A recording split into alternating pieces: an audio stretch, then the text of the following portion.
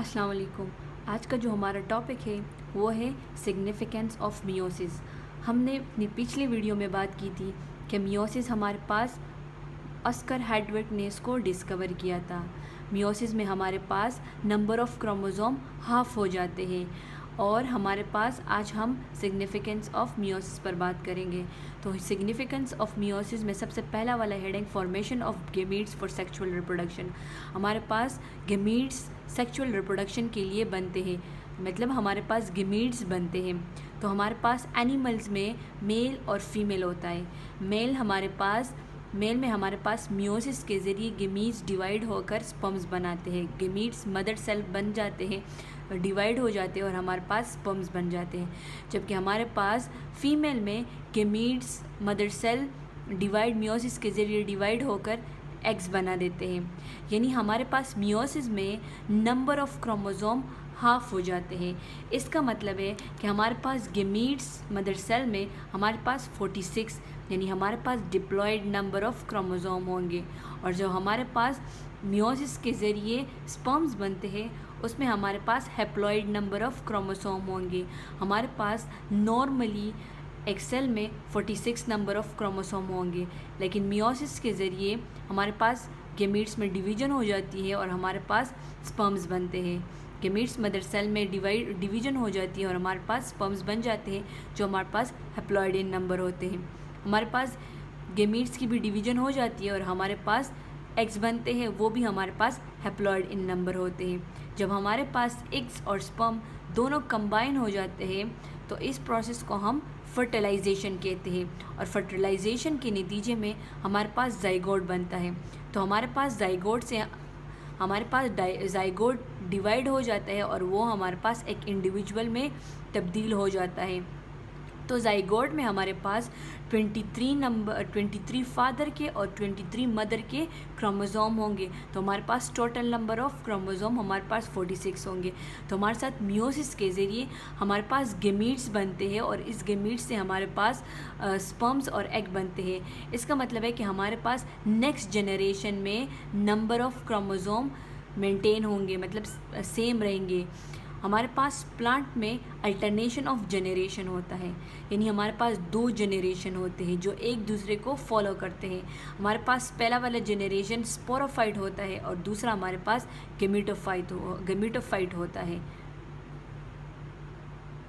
Sporophyte generation में सबसे पहले हमारे पास स्पोरोफाइट जनरेशन होता है। स्पोरोफाइट जनरेशन में हमारे पास मियोसिस के ज़रिए स्पोर्स बनते हैं।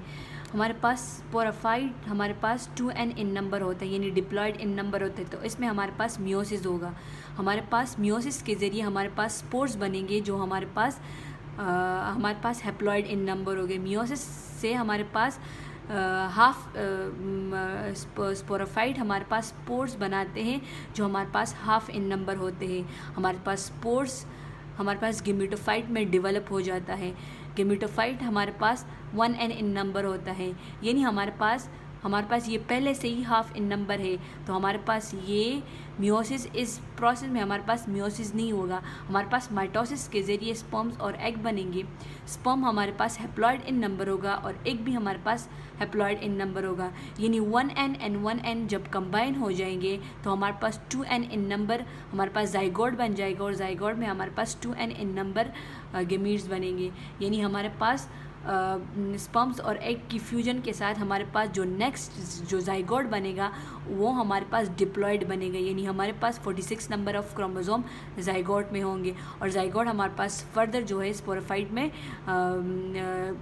डेवलप हो जाता है, चेंज हो जाता है, यानी हमारे पास ये साइकिल कंटिन्यू रहता है। हमारे पास जो नेक्स्ट सिग्निफिकेंस ऑफ मियोसिस का नेक्स्ट जो सेकंड पॉइंट है वो है जेनेटिक वेरिएशन। हमारे साथ जेनेटिक वेरिएशन में क्या होता है, हमारे पास मियोसिस में क्रॉसिंग ओवर होता है, यानी हमारे पास homologous chromosome, homologous mean same number of chromosome, pairing of same chromosome is known as homologous chromosome, जिन पर हमारे पास same number of same genes होंगे तो हमारे पास होमोलॉगस क्रोमोसोम पेयर अप हो जाएंगे। फॉर एग्ज़ाम्पल हमारे पास ये 2 होमोलॉगस क्रोमोसोम हैं। एक पर हमारे पास ए स्मॉल बी स्मॉल सी और स्मॉल डी जीन्स पाए जाते हैं, जबकि हमारे पास सेकंड होमोलॉगस क्रोमोसोम पर कैपिटल ए, बी, सी और डी जीन होंगे। जब हमारे पास होमोलॉगस क्रोमोसोम आपस में क्रॉसिंग ओवर करेंगे, यानी हमारे पास यहाँ पर क्रॉसिंग ओवर हो जाएगा, तो हमारे पास ये अपने सेगमेंट्स यहाँ पर ये अपने सेगमेंट्स चेंज कर लेंगे, यहाँ पर और यहाँ पर। तो जब हमारे पास सेगमेंट्स चेंज हो जाएंगे तो हमारे पास एज ए रिज़ल्ट हमारे पास जीन भी होमोलॉगस क्रोमोसोम के जीन भी एक दूसरे के साथ चेंज हो जाएंगे। तो जब हमारे पास जीन चेंज हो जाएंगे तो इसका मतलब है कि हमारे पास नेक्स्ट जनरेशन में रिकम्बिनेशन होगा। तो हमारे पास अगर पहले होमोलॉगस क्रोमोसोम इस पर हमारे पास A B C D small A B C genes थे और इस पर हमारे पास A B C D gene है। तो हमारे पास जब क्रॉसिंग ओवर हो जाएगा तो इस वाले क्रोमोसोम पर हमारे पास स्मॉल ए, कैपिटल बी, स्मॉल सी और कैपिटल डी जीन्स होंगे, यानी हमारे पास वेरिएशन आ गई। इसमें हमारे पास स्मॉल बी था और इसमें हमारे पास कैपिटल बी है, इसमें हमारे पास स्मॉल डी था और इसमें हमारे पास कैपिटल जी, यानी हमारे पास जीन चेंज हो गए।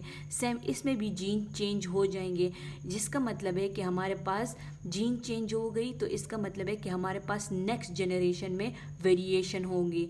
तो हमारे पास मियोसिस के ज़रिए यानी क्रॉसिंग ओवर के ज़रिए हमारे पास वेरिएशन, जेनेटिक वेरिएशन, यानी नेक्स्ट जनरेशन में जो ऑफस्प्रिंग होगा वो अपने मदर से चेंज होगा, क्योंकि क्रॉसिंग ओवर के ज़रिए हमारे पास सेगमेंट्स एक्सचेंज हो जाते हैं और जिसकी वजह से हमारे पास नेक्स्ट जनरेशन में रिकम्बिनेंट सिचुएशन होती है, यानी हमारे पास ऑफस्प्रिंग मदर से चेंज होता है।